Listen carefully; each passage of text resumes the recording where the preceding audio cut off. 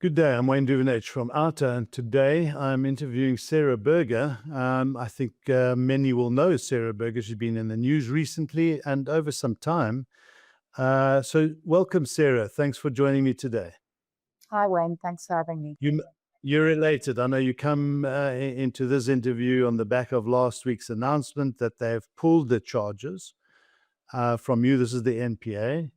And we're not surprised as a result of what we know about what you've gone through. But I think for the listeners and the viewers, let's just set the scene before we even get to any charges that came against you.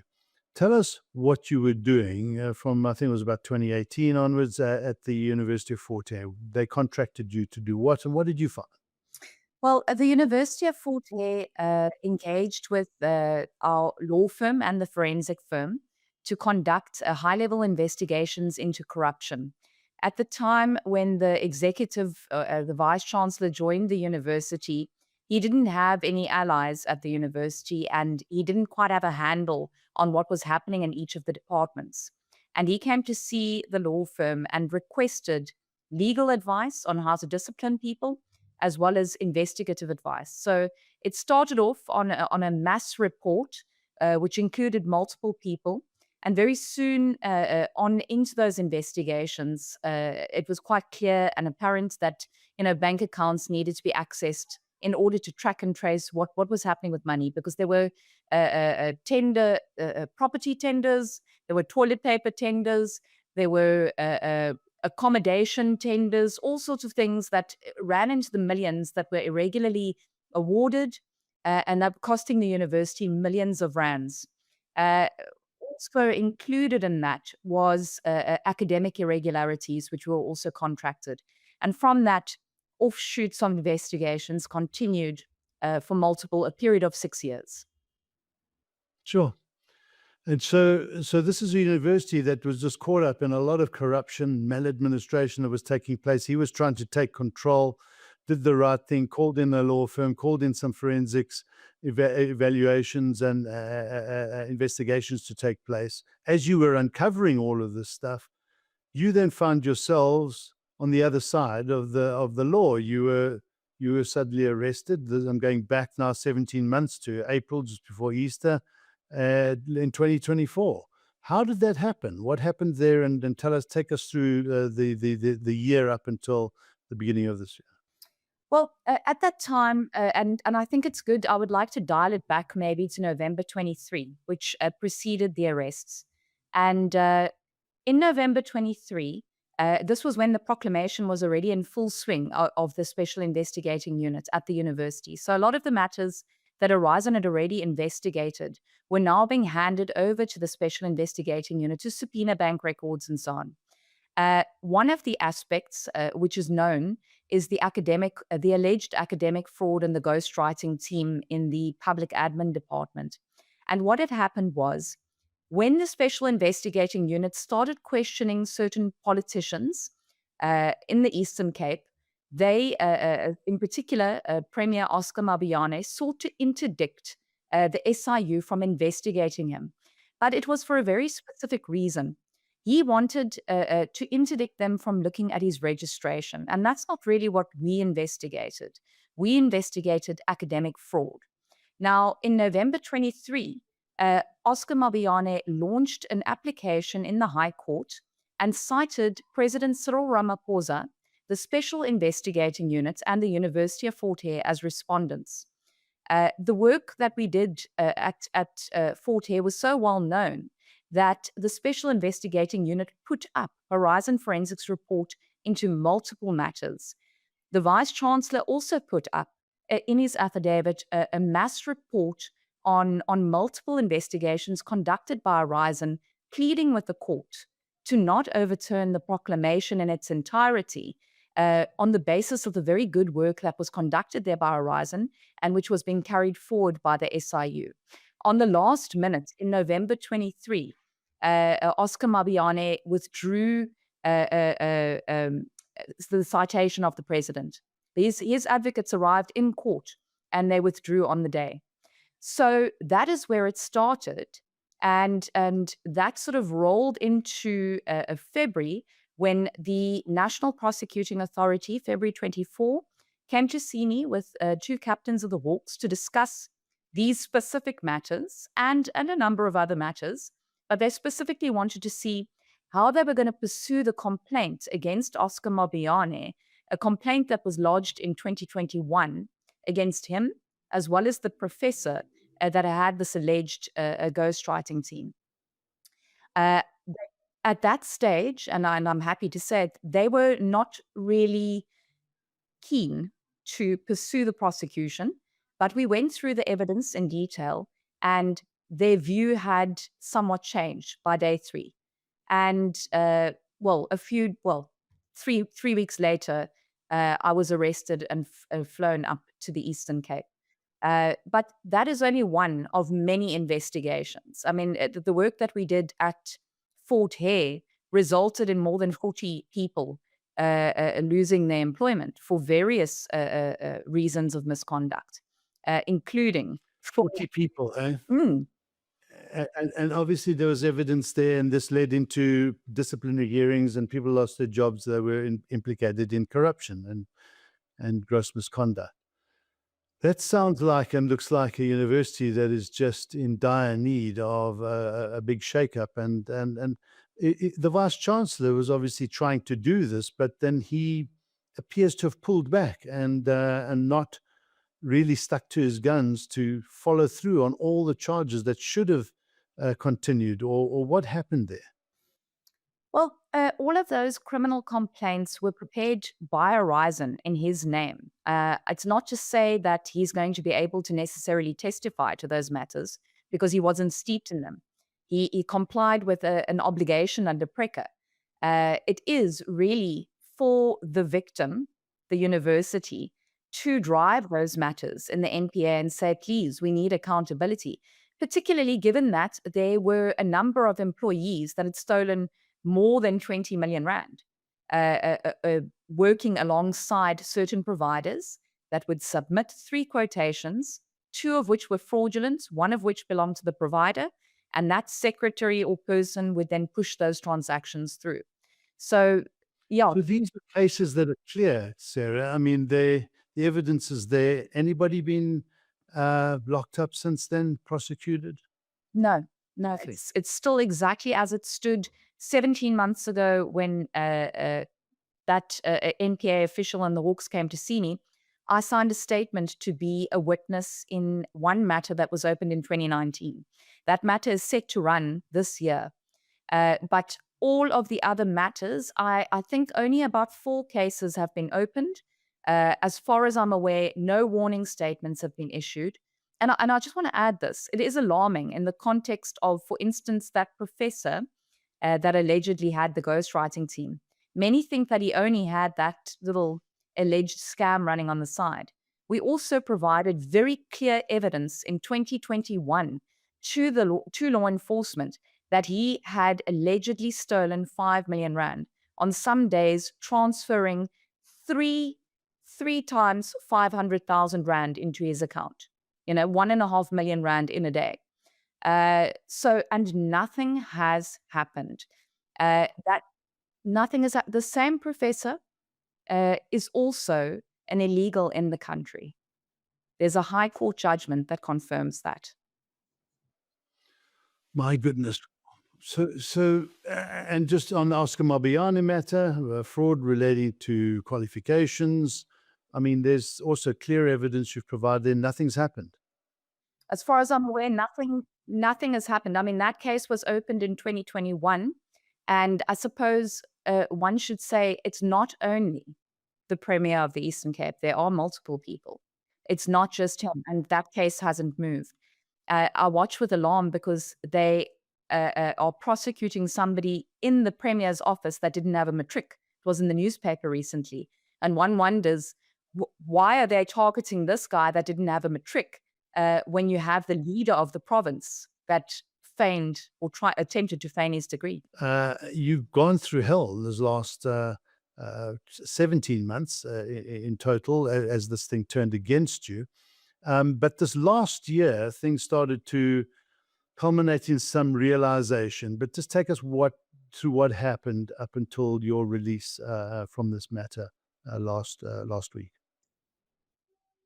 Well, we had appeared, I mean, this last round was our seventh appearance and in the matter over the 17 months. And I still did not receive a charge sheet other than the charge sheet that was issued on the 11th of April, 2024, which had nothing in there against me at all. Um, but what we had noticed in the process and in the time that we had felt extremely powerless because we had these, heavy military police around us all the time directing where we could sit, what we could say, what we could do. And then we had a prosecutor on the case that appeared to be dishonest with the court on multiple occasions. Dishonest in This is Advocate That's Until, correct. right? Is he? The same Right. He was the guy who botched the Omatoso matter as correct. well. Correct. Remember? Um, Karen? and in those sensitive beginning stages, we were uncertain how to deal with it. We spoke to our attorneys and said, but this is absurd. He's lying to the court. We don't have a racketeering certificate. He's lying to the court about the docket being ready. He's stifling the processes, and he's causing immense pain in our lives. Uh, but we were told, let's be patient, and we got to go through the motions. But by 31 March 2025, we had watched Advocate Ntalwa again be wholly untruthful with the court about the state of the docket, whether the investigation was in fact complete, whether there was in fact going to be a racketeering charge. And on national TV, he said, I'm guaranteed to get this. I'm guaranteed to get a date. I'm guaranteed, only for it to be abandoned 2 weeks later. And what we did in the interim was, because Advocate Ntalwa is also a lawyer, he also has to live up to the same code that we do. We prepared a complaint, a joint complaint to the Office of the NDPP to raise our concerns about serious breaches of the NPA's code of conduct and a gross dishonesty on the part of a legal practitioner with documentary evidence to support that. Yeah. Just on that, recently Shamila Batoy, the National Director of Public Prosecutions, made comments on TV about the NPA being infiltrated or being compromised. I would imagine that Advocate Ntalwa was one of them. I mean, they've just recently removed Chake, Andrew Chake from the Gauteng office. There's another one there. There's probably one or two others. So I think she's right when she made that statement. And certainly it would seem that way in your case. It's seriously concerning behavior. It's seriously concerning because this person and prosecutors hold the power to, deny you bail or put in representations why you shouldn't have bail, sign off your arrest warrants, continue with a malicious prosecution against you sans evidence. We need to root these people out. And that is why we took the stance to lodge the complaint against him, but not without having a basis. The parallels between what had happened in the Omatoso matter were very apparent in what had happened in the current matter. Mm-hmm. So Sarah, this is you've been through hell. I'm so relieved for you. It must be, I know you're going to take some time out. You've got to get your life back, but that doesn't change the absolute abuse that you've had to go through, the suffering, the damage to your career, your business, and so forth. So I would imagine that there's a claim coming against the state. If not, I would urge you to do so, even though it's probably us as the taxpayers going to have to pay for this. But for us, we would be pushing that these cases need to be held against individuals in their personal capacity, and they must personally pay the costs of this type of conduct or misconduct, gross abuse of power. And I think just looking back at what happened there, because this is the criminal justice system going wrong. We don't need this type of conduct. We don't need more botched cases. What do you think the agenda is here, and why? How does this happen? What are your concerns around the fairness that's missing here. There's multiple questions in that. Why does it happen? Well, I think I just want to touch on that a little bit. I think there is a, a, a breakage in the system, in the sense that if you consider the role players that are in the system, you have your police that conduct an investigation. They take the evidence to the prosecutor, and the prosecutor then reviews it and says, okay, I'm going to institute a prosecution. And then you've ultimately got a judicial officer that's going to uh, assess whether or not somebody's going to get bail, or what date the matter will move on. What I found in this process is that instead of having that almost, and I don't want to overstep the line here, but let me rather phrase it like this. There should be a separation of powers in the police to the MPA to the judiciary. Those checks and balances are there for a reason, to ensure that accused fair trial rights are in place. So a policeman may say, here is a piece of evidence, and the prosecutor may say, which is the first check, that's not enough. Take it back, get me the following information. And the same applies when a prosecutor goes to court, for instance, in Bradley's case, where they denied him bail on the objection of the prosecutor without reasons. The check and balance would then be with the judiciary. So I think that uh, we don't need a full reform and overhaul of the judicial and National Prosecuting Authority and police. What we need is for the people to do their jobs in accordance with the codes and fair trial rights of the accused, and with appreciation for constitutional and fair trial rights. Because each of these players in the process have codes that they must live by. And some of those breaches, for instance, were, the police not coming with any prima facie evidence, for instance, against me at the time of my arrest. Uh, Advocate Intelwa, for instance, denying bail to accused, only to later go on unopposed. A magistrate in one of the courts didn't know what the jurisdictional rules were, that we were meant to, for instance, be in East London, and we were actually in Dumbaza, and that her hands were in fact tied. So what we need is competent people. That's what we need, because we've got the codes and we've got the rules, and those must be followed with competent, ethical people that must understand the power that they wield needs to be exercised with caution. You know, you're messing with. Yeah. So you've got to, exactly. We've got a great constitution. You've got all these supposed safeguards, and it does boil down to individuals.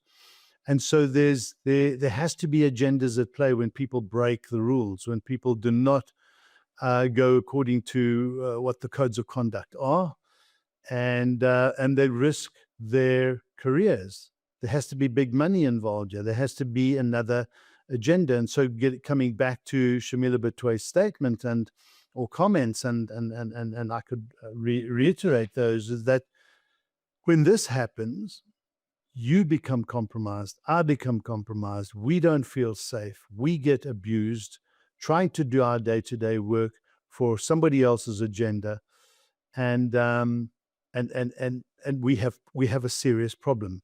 And incompetent people, although they shouldn't be incompetent because they have been trained, they've got the qualification, it really is worrying. I mean, as a forensic lawyer, how do you feel about your role in the future of South? I think that's the primary reason for me actually having to take a break, because my mom always calls me the Energizer Bunny. I could probably just go on and on and on, but I need to go and honestly reflect if this is something that I can continue to do, because what protections are there for you? What prevents another forensic investigator going off and doing their job, and the ultimate price is being discredited, which is what they successfully did to me. And they kept me in it for 17 months only to withdraw later. Do I ever want to be in a position like this? Do I take this as a stern warning? Well, it's very difficult for me to accept defeat on that. So I need to go away and think, because our country, and maybe, I don't know, 16 months from the commission date, Maybe some reforms will come into place, but what protections are there for people that have to go and face the music and say, these are my findings? And those findings are not going to make people happy. And when they're not happy, you become a target. And that is a serious question that's, I think, on the table for a lot of whistleblowers in South Africa, but forensic investigators too. Yeah.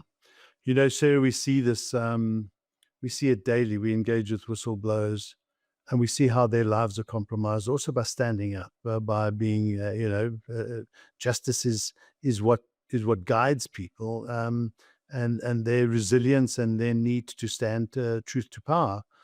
And yet they are on the wrong end of the stick of life, really, because they lose their jobs. As you have seen, you've lost, customers.